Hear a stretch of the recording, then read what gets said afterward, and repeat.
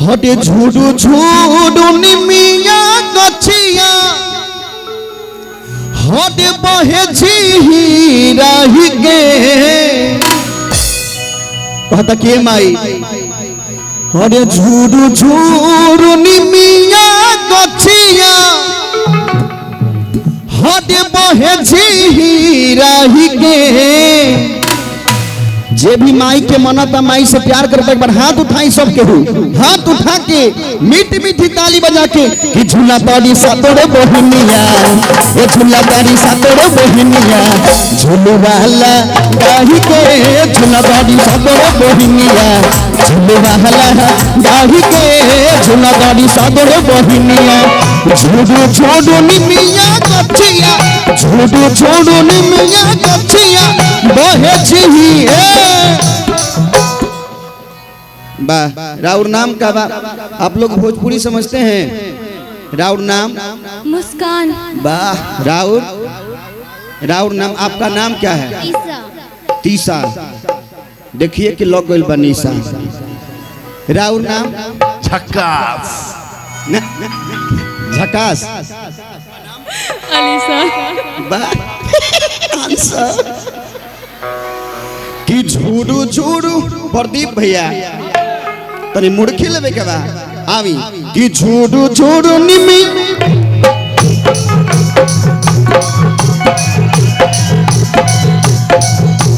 वाह झूडू झूडू निमिया गछिया झूडू झूडू निमिया गछिया ओहे झीरा ही के ताली के साथ झूला ताड़ी झूला ताड़ी सातोरे झूलुआ झूला ताड़ी सातोरे बहनिया झूलुआ हला गाही के झूला ताड़ी सातोरे बहनिया जियो प्यास।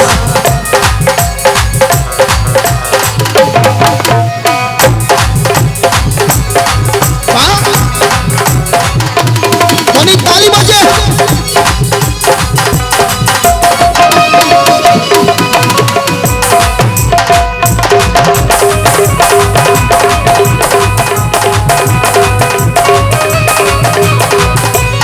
बहुत कहता के माई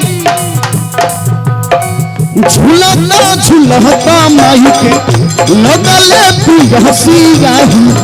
चलती हले हमें जहबा मालिन से बहकिया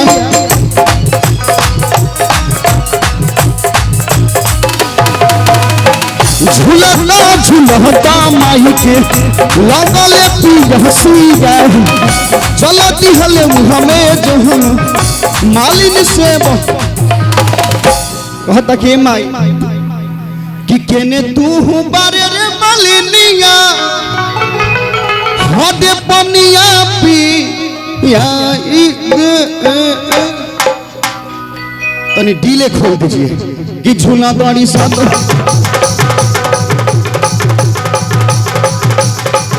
एक मिनट अच्छा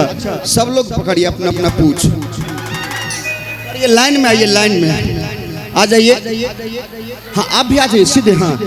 कि झूला ताड़ी सब झूला ताड़ी सातोरे बहिन झूलू वाला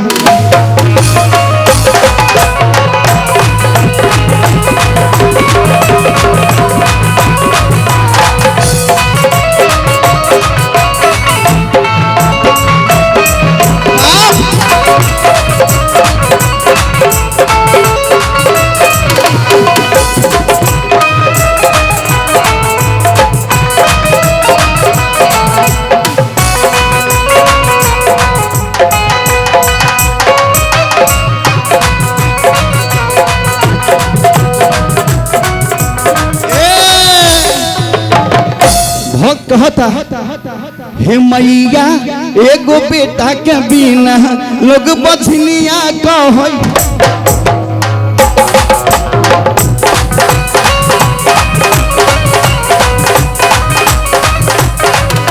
हे मैया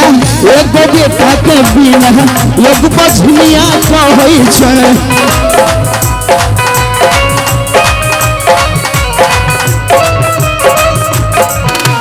लगबा बझनिया कहै छै लगबा बझनिया कहै छै लगबा बझनिया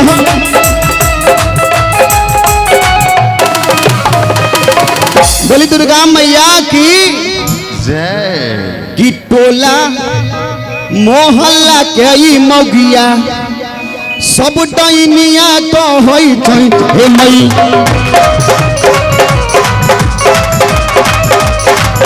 हे मैया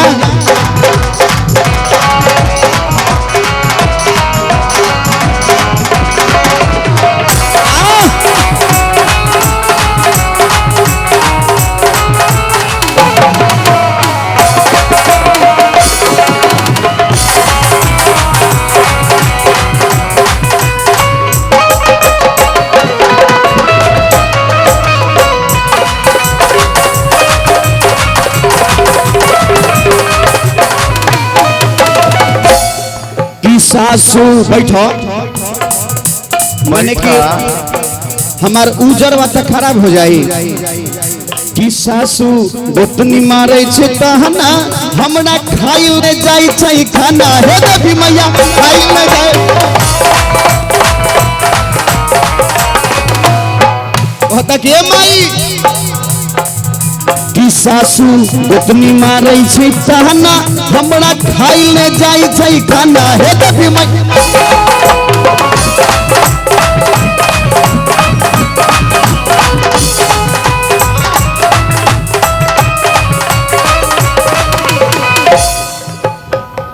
कि सासू गोतनी मानै छै तहना हमरा खाइल ने जाई छै खाना हे मैया हे मैया हे मैया हे मैया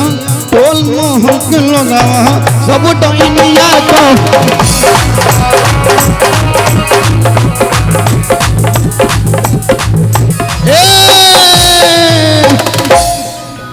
एगो हमार माई बहन बड़ा सुंदर गीत गावेली हमरा के मिथिलांचल में कैसे गावेली अच्छा बैठो तनी बैठो बैठो बैठा हाँ भजन के साथ साथ आनंद भी होवे के चाहिए बैठ जा प्लीज कमांड सिट डाउन ए झकास बैठा सिट डाउन आप भी सिट डाउन हो जाइए हमनी के मिथिलांचल में माई बहन तू पीछे बारू आगे रहो माई बहन अचरा नहीं खेले ले बारू का इमे एगो माई हई हई हो लो ए ला हम मंत्र पढ़ दे क्या आप कहां से हैं वी आर फ्रॉम उड़ीसा वाह कितने पावरफुल है हमारे बिहार के लोग जो एक गाना आया था कि लौंडिया लेकिन हमारे उड़ीसा से आए हुए एक बार जोरदार ताली हो जाए तब माई बहन गावेली बबुआ कहाँ गावेली प्रदीप बबुआ एगो माई बहन हमनी के बड़ा सुंदर गीत गावेली कहाँ गावेली बबुआ हरे निमिया के डार ही मैया हरे लाबेली झूलुआ बा कि झूली रे तुलीना कहब के हे मैया हम तो इतने विनती करब कि हमरा तीनों से बियाह हो जाओ भक्त कहता हे मैया मोरी गाले दिया आया की झूली रे झूलीना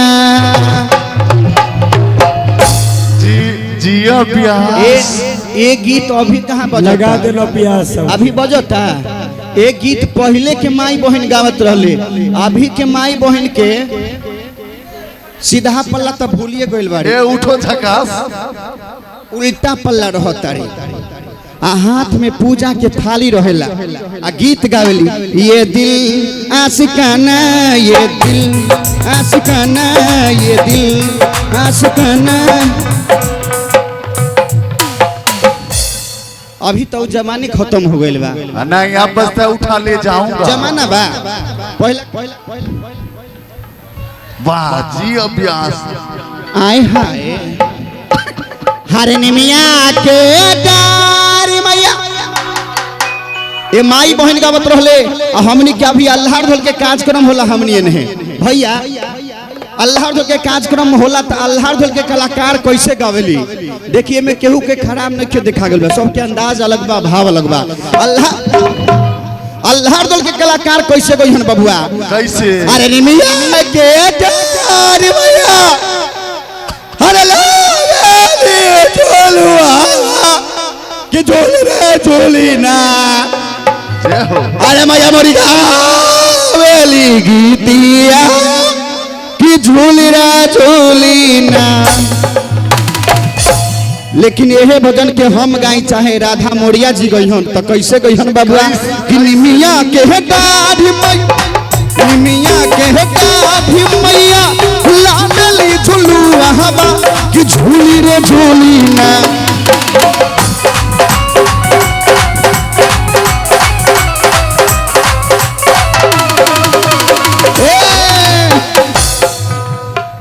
निमिया के दाढ़ी मई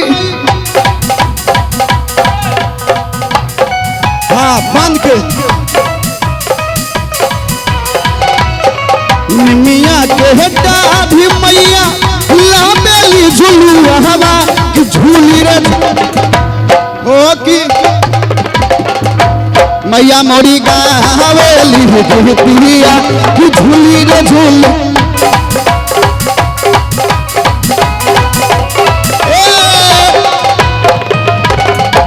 एगो और माई बहन गीत गावेली का गावेली हदे कथी के रंग कही शीतली मैया कथी के रहो सा एमे कितना माई बहनी भजन जानी तन का हाथ उठाई तो कितना लोग जानते हैं ये भजन वाह माई बहन गावेली तुम भी उठा दो भाई हाँ तू वाह हदे कथी के रंग कही शीतली मैया हदे कथी के रहो साल आइए प्रदीप भैया कि कथिए बैठल शीतली मैया मीठी मीठी ताली हो जाए एक मिनट जब तक आप लोग ताली नहीं बजाइएगा हम लोग गाएंगे नहीं इसलिए सभी लोग हाथों को उठा के मीठी मीठी ताली बजा के कि कथिए बैठल शीतली मैया कथिए बैठल शीतली मैया झारे लंबी के कथिए बैठल शीतली मैया झारे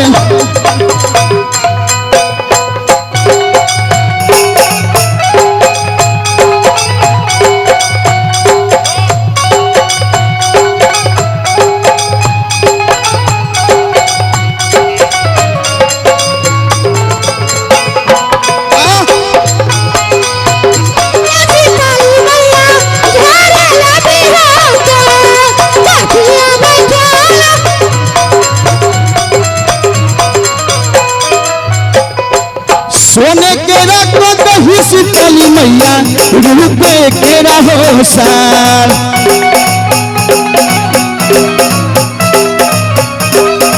सोने के रखो दही शीतली मैया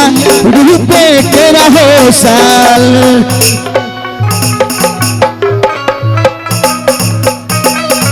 और का मछिया बैठल शीतली मैया हे मछिया बैठल शीतली ताली लंबी होके मछिया बैठल शीतली मैया झाड़े लंबी होके लेकिन लास्ट में गायन का जिस भजन में राम का नाम न हो उस भजन को गाना ना चाहिए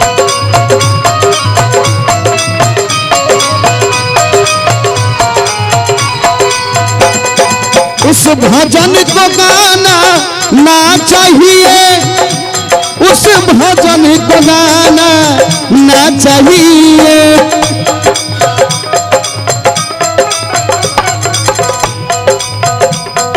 उस भजन को गाना और ना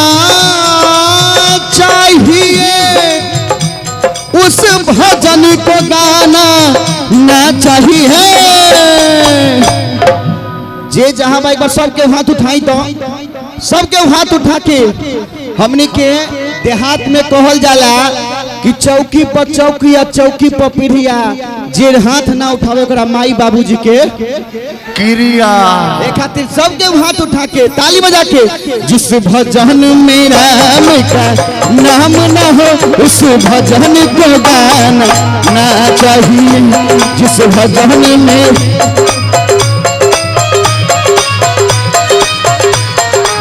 लेकिन चाहे बेटा कितना प्यारा हो उसे सर पे बिठाना ना चाहिए।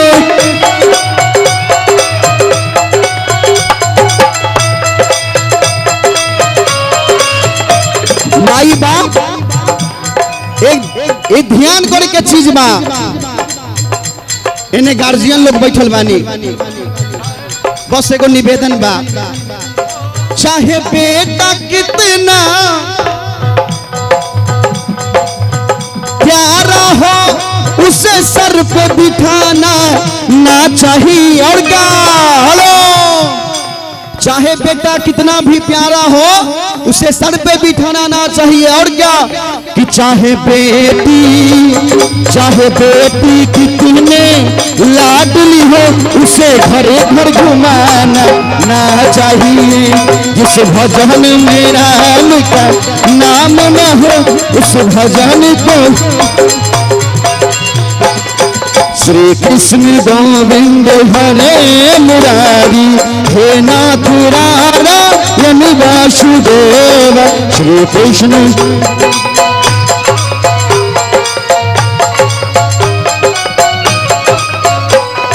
हे नाथ नारायण वासुदेवा, हे नाथ नारायण वासुदेवा।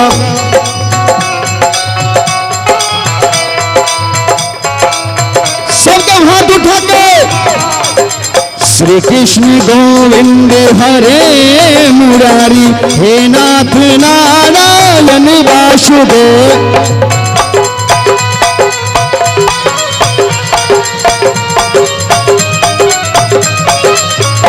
जिस भजन में राम का नाम ना हो उस भजन को गाना ना चाहिए। जिस भजन में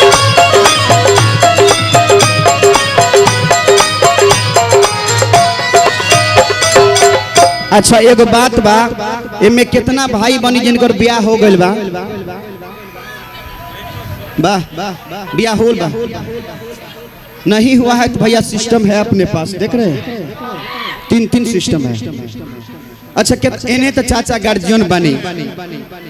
जिनकर ब्याह हो गइल बा जिनकर न भइल बा, दोनों जनी खातिर कहे के बा कि चाहे पत्नी कितनी सुंदर हो